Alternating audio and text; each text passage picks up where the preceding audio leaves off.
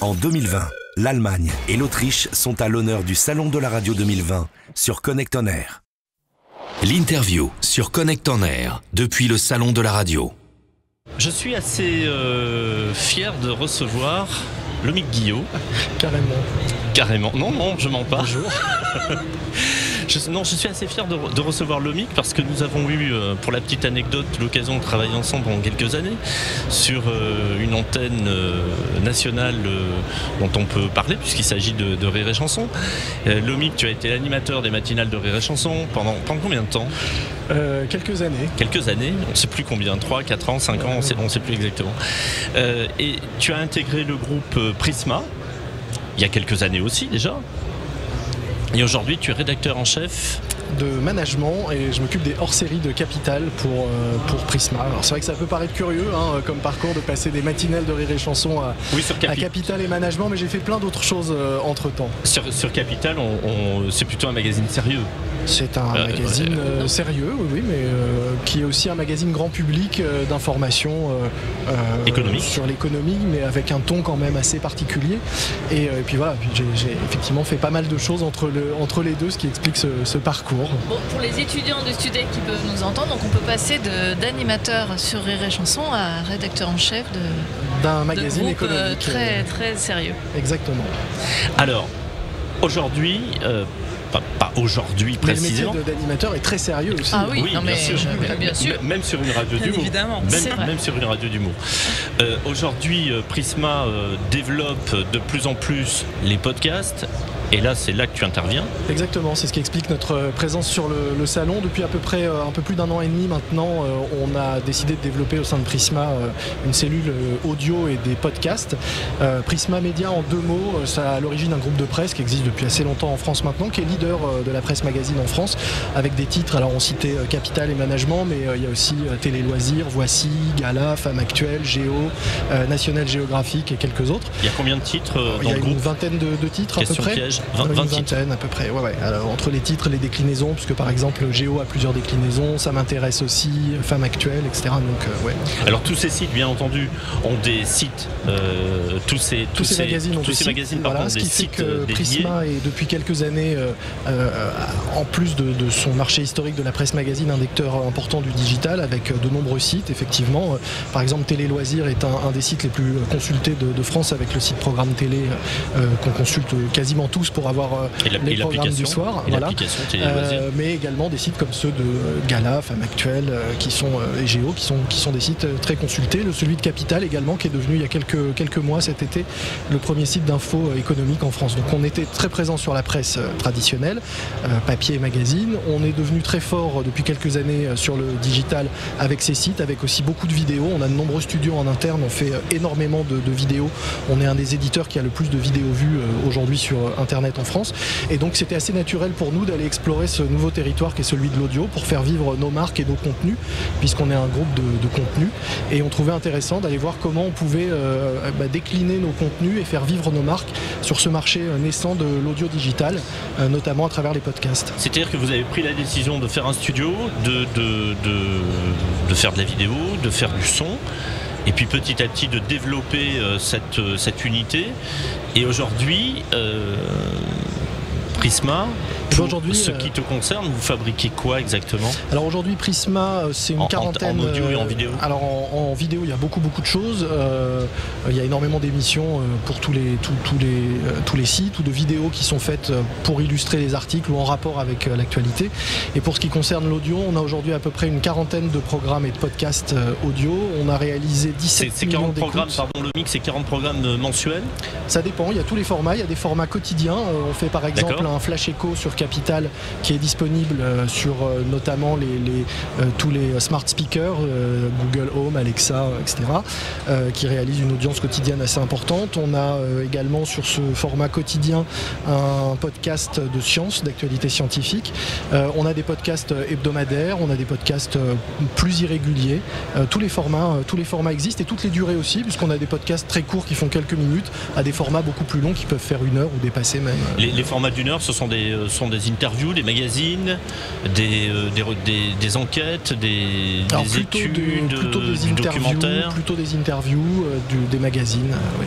Donc c'est assez rare. C'est plutôt la moyenne est plutôt autour entre 10 et 20 minutes, on va dire, pour la majorité des podcasts qu'on produit aujourd'hui. Et du coup, vous vous êtes associé avec une plateforme américaine, Wondery, pour présenter des podcasts américains, mais à la sauce française. Alors c'est ça, c'est-à-dire qu'en plus de nos podcasts qu'on produit nous-mêmes pour les différentes marques du groupe, on a depuis cet été un partenariat avec Wondery, qui est le plus gros studio indépendant des États-Unis, qui a fait plus d'1 million de téléchargements l'année dernière, et on est pour eux leur diffuseur en France, donc c'est-à-dire qu'on travaille avec eux sur l'adaptation de certains formats. On a lancé au mois d'août un format qui s'appelle Docteur Lamort, qui est Docteur Lamort. Alors c'est une série de 6 podcasts qui est en fait sur le format qu'on appelle True Crime, donc c'est du fait divers. C'est une histoire vraie qui s'est passée aux États-Unis, l'histoire d'un chirurgien qui a sciemment maltraité des patients et qui en a salement amoché plusieurs. Et donc c'est son histoire qui est racontée dans 6 épisodes avec une narration qui est hyper travaillée, un vrai storytelling, beaucoup d'effets sonores. Et donc ça, on a proposé la version française en partenariat avec Télé Loisirs à partir du mois d'août. Et depuis le mois de décembre, on a adapté également un autre de leurs programmes qui s'appelle Business Wars aux États-Unis, guerre de business en France, et donc qui est sorti en partenariat avec Capital. Alors c'est une adaptation. Vous avez traduit le titre? Oui, bah oui. Non, c'est surprenant parce que maintenant on a pour habitude d'avoir des séries télé, on conserve le titre américain. Et donc c'est pour une question de Business World, ça avait un côté un petit peu. Oui, alors c'est beaucoup pour une question aussi de référencement, puisque les plateformes de podcast proposent en France, si on va sur par exemple Apple Podcast, on trouve Business Wars disponible, et donc c'est compliqué d'avoir des programmes différents avec le même titre pour une question de référencement sur les plateformes. D'où la nécessité de traduire le titre. Voilà. On aurait pu l'appeler éventuellement Business Wars en français, mais on trouvait que ça était plus intéressant. French Business World. Et donc ce programme, depuis décembre, on a déjà fait 2 saisons. Une première saison sur la guerre et la rivalité entre Nike et Adidas, et une nouvelle qui a débuté tout récemment sur la guerre entre Coca et Pepsi. Ce sont des sagas de marques uniquement? Ce sont des duels de grandes marques. Ouais. D'accord. Voilà, c'est le format. Guerre de business, c'est une opposition entre 2 marques, et c'est l'histoire de cette guerre. Et ça, c'est un format de quelques minutes? C'est un format les épisodes durent à peu près 25 minutes, et il y a 6 épisodes par série, donc c'est vraiment on va vraiment au fond des choses. Hein. C'est scénarisé. Vraiment, on se laisse prendre au jeu. Hein. Je l'ai écouté. Oui, Valérie, tu as. Non, j'ai adoré. Non, c'est vraiment bien parce qu'il y a des détails d'abord qu'on connaît pas, enfin forcément. C'est un peu historique, et puis des bruitages. Enfin, c'est très prenant, quoi. Et j'ai l'honneur de prêter ma voix à la version française de ce podcast. Voilà. Mais quel honneur! C'est un vrai, oui, c'est très, pour nous c'était vraiment une chance d'avoir été. Tu vas assurer toute la série? Oui. Là, on vient d'enregistrer la 3e saison qui sera disponible bientôt sur la guerre entre Facebook et Snapchat. Donc voilà, et on prépare d'autres grands duels à venir dans les semaines qui viennent. On peut avoir quelques exclusivités? Facebook, Snapchat, d'accord. Et après, ce sera Burger King contre Coca. Alors, contre McDo. Alors Adidas, Nike, c'est sur une longue durée dans l'histoire du temps, mais Snapchat, Facebook, c'est. Il y a beaucoup de choses à dire. 6 épisodes aussi. Également. Ouais. Et sur les podcasts qu'on fait pour Prisma Audio, puisqu'on en a quand même aussi beaucoup de formats, on a des formats qui sont liés à nos titres. Donc je vous disais, des podcasts pour Capital. On a notamment un podcast qui s'appelle 21 millions sur les crypto-monnaies, donc fait par un de nos journalistes spécialisés sur le sujet. On a Ça m'intéresse Histoire, qui propose des podcasts historiques qui fonctionnent très bien, notamment sur les grands mythes, ou on a fait par exemple sur Toutankhamon et les secrets de Toutankhamon. Gala a fait un podcast qui a cartonné il y a quelques mois sur le Royal Baby au moment de la naissance du jeune prince, qui n'est plus prince d'ailleurs, parce qu'ils font plus partie. Il y a une saga qui se prépare là. Mais le podcast a fait plus d'1 million d'écoutes à lui tout seul sur cette histoire de la famille royale. On a des podcasts avec Géo. La famille royale, c'est sans fin là. Je pense qu'on va pouvoir démarrer d'autres sagas. Oui, on a beaucoup de podcasts sur la télé et les coulisses de la télé, notamment avec Télé Loisirs, ou sur les séries. Ça, également. C'est le côté un peu people. Oui, ou sur le le côté même sur les grandes séries, on revient sur des séries qui ont marqué l'histoire. On essaye d'avoir vraiment un maximum de déclinaison de nos marques ou de retrouver l'univers de nos marques dans des versions audio. Ce qui est génial, c'est qu'on combine à la fois l'aspect culturel, l'info, le divertissement. C'est un croisement entre l'infotainment, la culture. On se rend compte que le format audio aujourd'hui et la façon dont il est consommé, c'est très proche de ce qu'on peut trouver et ce qu'on trouvait dans nos magazines. C'est effectivement à la fois du divertissement et puis de la connaissance, de la culture, de la curiosité. On apprend, quand on ouvre un magazine, c'est pour apprendre quelque chose, passer un bon moment. Finalement le refermer en étant moins bête qu'on ne l'était en l'ouvrant.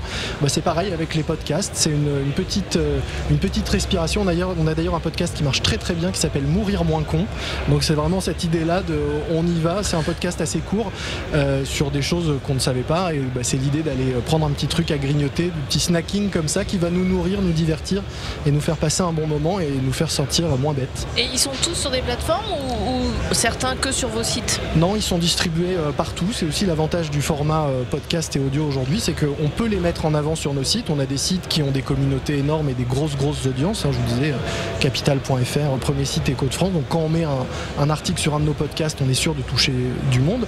Mais on les met également à disposition sur l'ensemble des plateformes. Donc c'est aussi bien Apple Podcast que Google Podcast, Spotify, Deezer, Castbox. Après, si tu veux, vous avez besoin de communiquer sur l'existence de ces podcasts. Donc vous avez les sites existants, mais à un moment donné, il faut aller peut-être chercher un autre public pour élargir. L'avantage d'un groupe de médias comme le nôtre, c'est qu'on a des grosses communautés de lecteurs et donc on peut effectivement, si un podcasteur indépendant sort un podcast, ce qui est compliqué aujourd'hui, c'est d'émerger, de réussir à le faire connaître. On peut le distribuer facilement sur toutes les plateformes, mais l'offre est tellement large que c'est difficile d'aller trouver. Alors que nous, avec nos sites, on peut facilement toucher des lecteurs qui vont devenir consommateurs de podcasts. On peut aller leur envoyer une newsletter, on a ce contact avec nos lecteurs à travers nos magazines, nos sites. Oui, c'est ça. Pour le lecteur de Capital, on ne pouvait pas passer à côté de Garde Business. Oui, on l'a bien montré dans le magazine. Dans le magazine, on a un partenariat. On apprend l'existence de ce podcast et vous invitez les lecteurs sur le site capital.fr, sur les réseaux sociaux. Tous les moyens sont bons pour envoyer nos lecteurs vers nos podcasts. Et c'est ce qui fait qu'on a pu faire 17 millions d'écoutes l'année dernière avec l'ensemble de nos podcasts. Ah oui, quand même. Oui, c'est pas anecdotique là pour le coup. Ça commence à prendre sens. On communique pas encore sur les chiffres. Pas encore les chiffres. Oui, mais c'est secret. Ces podcasts-là, ils sont monétisés aujourd'hui.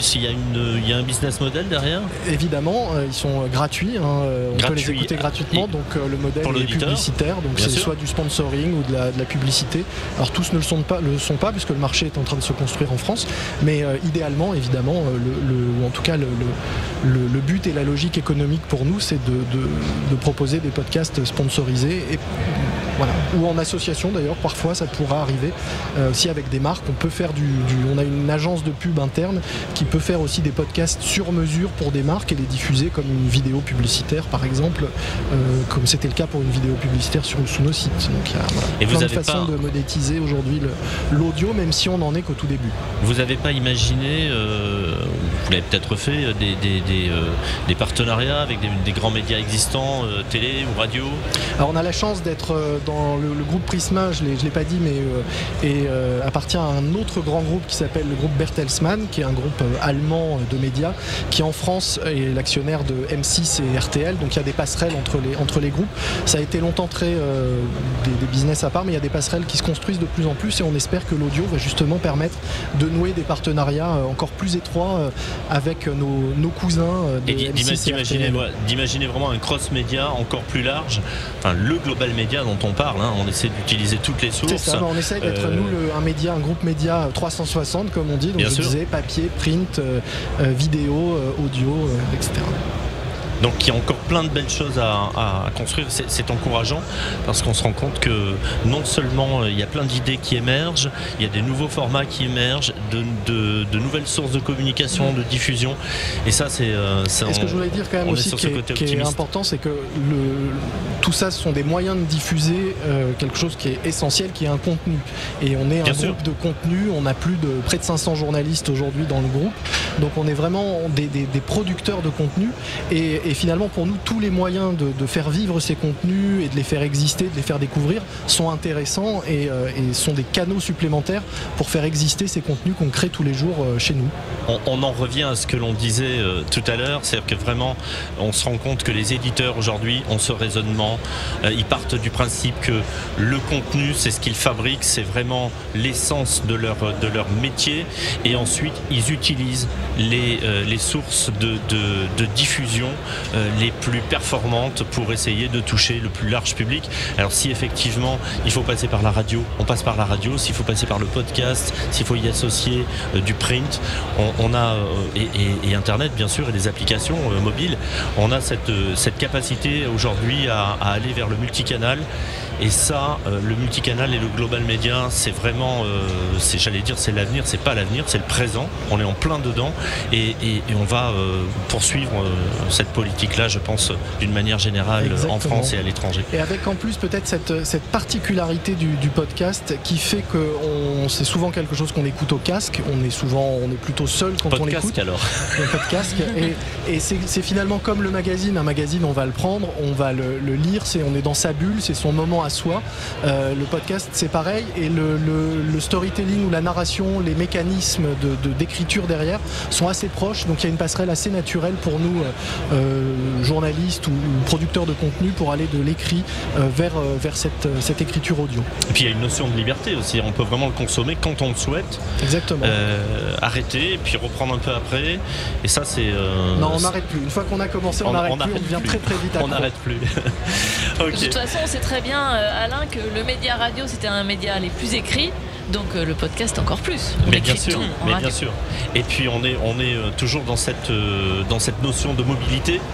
On peut écouter un podcast partout, hein, finalement. On l'évoquait tout à l'heure où il y a des sociétés qui proposent des newsletters sonores pour des entreprises, pour leurs clients, pour les employés de certaines entreprises. Ils peuvent consommer, évidemment, écouter les podcasts, non seulement chez eux, mais dans leur voiture, tout simplement au bureau. Et ça, ça présente des avantages considérables, quoi. Exactement.